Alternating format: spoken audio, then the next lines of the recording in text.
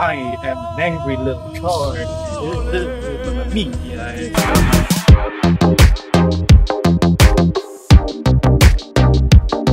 What comes to your mind when you hear the word the Italian car brand? Probably you might be appointed to the likes of the Maseratis, the Lamborghinis, or hell, even the prancing horse Ferrari. But no, today we're taking a look at a car that brings Italian pride back in 2007. The car is cute, it's small, it's agile, it's fast, and it resembles a scorpion badge. Today we're taking a look at the Fiat 500 bar in Campavolo gray. While the pride of the Italian Navy, the battleship Vittorio Veneto, is about as much used to... Let's take a look at it, see what I have to think about it.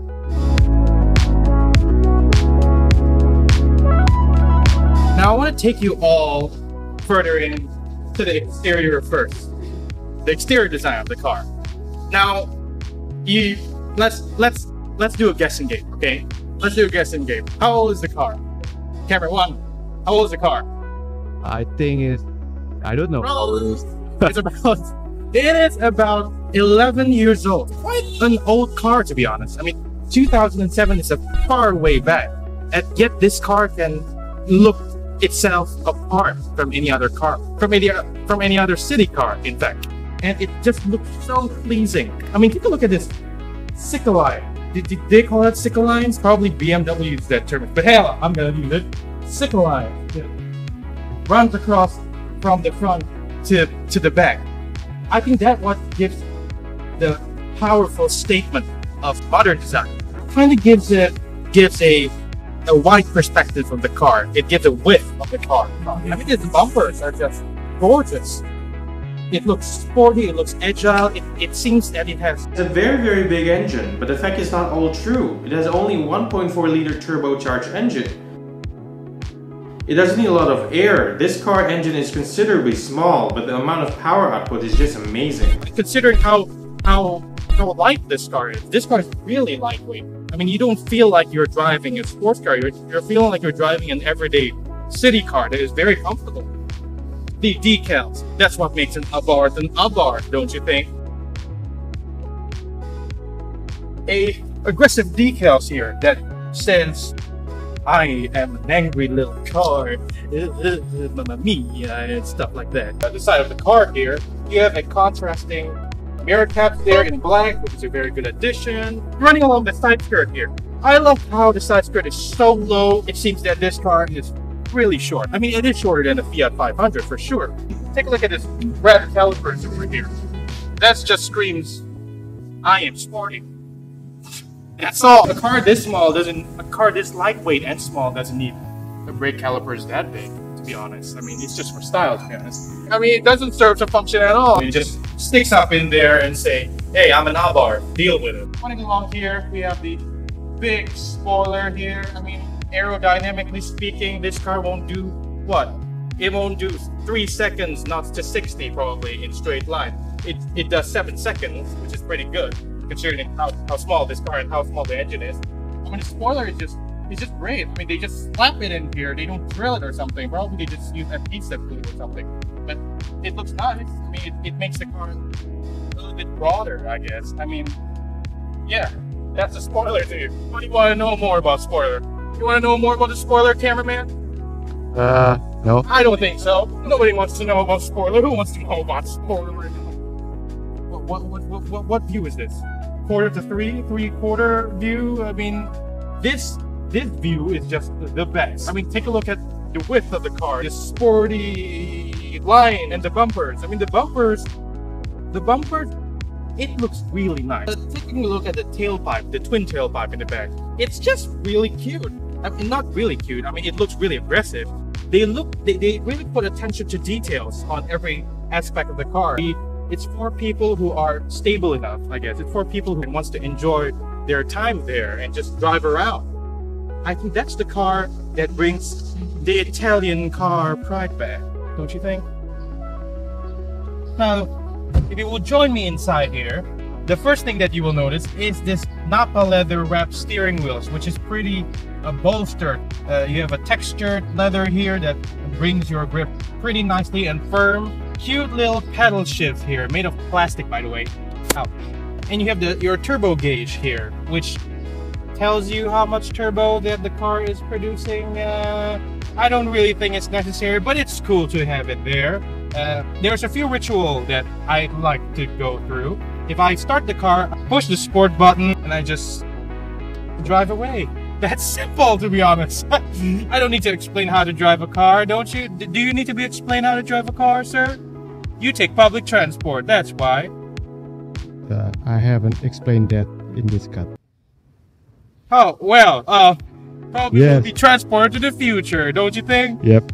Okay, well, doesn't make sense. If you're looking at this car, oh my god, the interior is so pretty small. My god, look at how much space.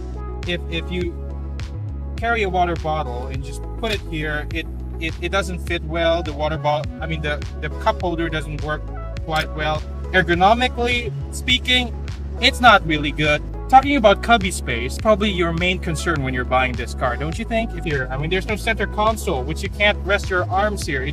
It gets really fatigued when you just drive around endlessly, especially when you're in traffic jams. I do hope that they would revamp it, because this is not a glove box, to be honest. It's just a compartment where you store things and just put it there. It's not safe at all. I mean, a glove box should be pretty safe, even though there's a security hatch here, which you can store important documents here, but it's pretty small, you know, it's not that big anyway. These seats, what do you call this? Bucket seats? You're a racer boy, right? You're a racer boy, am I right? I'm Mr. a Cameraman? public transportation guy. Turbo public transport guy. What is turbo public transport? A Yeah. train? A turbocharged train? Is there such a thing? A supercharged public transportation huracan. I should stop you there. Anyway, this bucket seat is just amazing. I mean, I do prefer it in leather, though it's a cloth. I know in hot climate like this, cloth wouldn't be suitable. I don't know if it's really aluminium.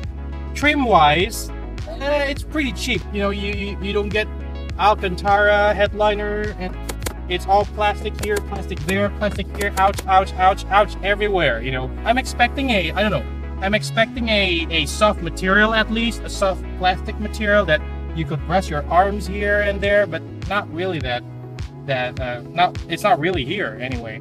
You're paying this car quite high. The Abarth 500 the price is quite high, to be honest. Infotainment wise, this gets pretty boring anyway. You only have radio, you get what? You get aux jack here, and you get this ridiculous thing. It's called Blue and Me. It's basically a USB slot that you just stick to your phone in it, and it plays your music anyway. But it's not really that intuitive. I mean, the system is not really that good. The commands are not really that useful. It's frustrating, okay?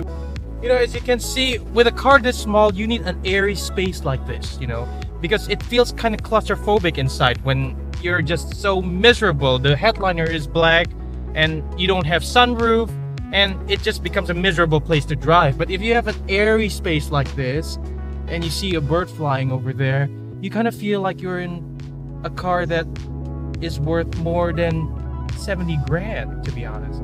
It's just a great option to have. And I encourage you to have a sunroof in a car this small, because it's very worth it. Hell, they call it a panoramic sunroof because it takes half of the car here. Don't you think? Me? Yeah, you. Why me? This is your review, not me. Now you're being cocky. You're starting to be cocky. I'm not The cocky. more comfortable you are with me, the more cocky you are. You are fired, sir, tomorrow. Anyway. So anyway, how about the height of the seat? You The never... height of the seat. Oh, good question. Probably I forgot to mention about that. I don't have my pointer here. I wonder where's my script. Anyway, the height of the seat. It's pretty tall. It's like you're driving a BMW X1. It's that tall. Trust me, when you get on the BMW X1, it feels like this.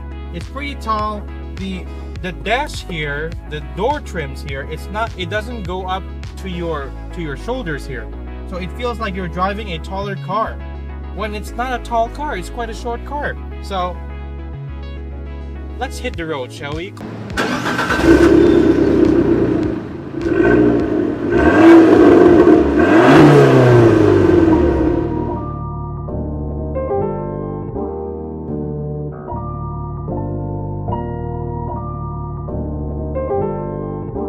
Brian Little.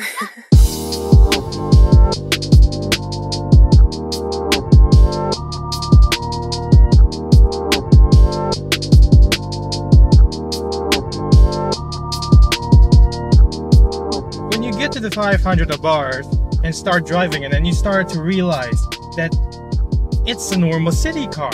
You don't feel special, you don't feel privileged inside this. It actually feels quite comfortable to drive. But you do feel, when you own a Fiat 500 and you start to drive this, you do feel a rougher side on this car. Although when you're making a corner like this, I mean, it's not really that responsive. I mean, the engine is only 1.4 liter Fire turbojet that outputs 133 horsepower with only 170 pound-feet of torque at 2,500 RPM. But putting into consideration of how small this car is, of how light this car is, it does feel a jiffy.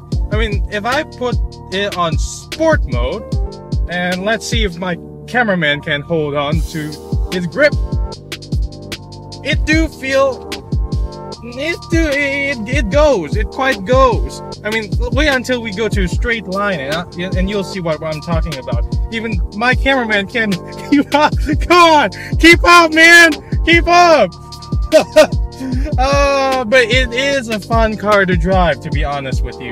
I mean, sure, in traffic jams, it's horrible. There's nothing inside here. It's quite boring. The infotainment system is a retro infotainment system. There's nothing to touch. There's no entertainment inside. But hey, at least you're entertained by the way it drives.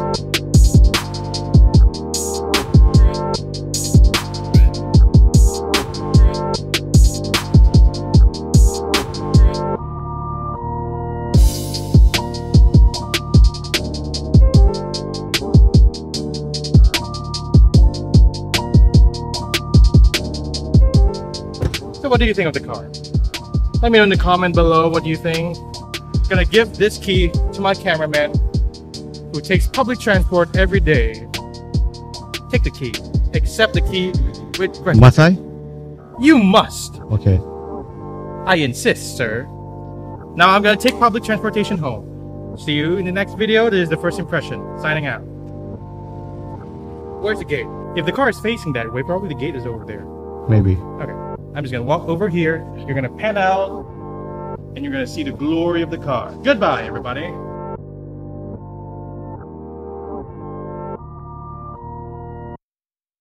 Automobilismo in Italia. L'auto sempre più per tutti, mezzo di lavoro e di vita familiare.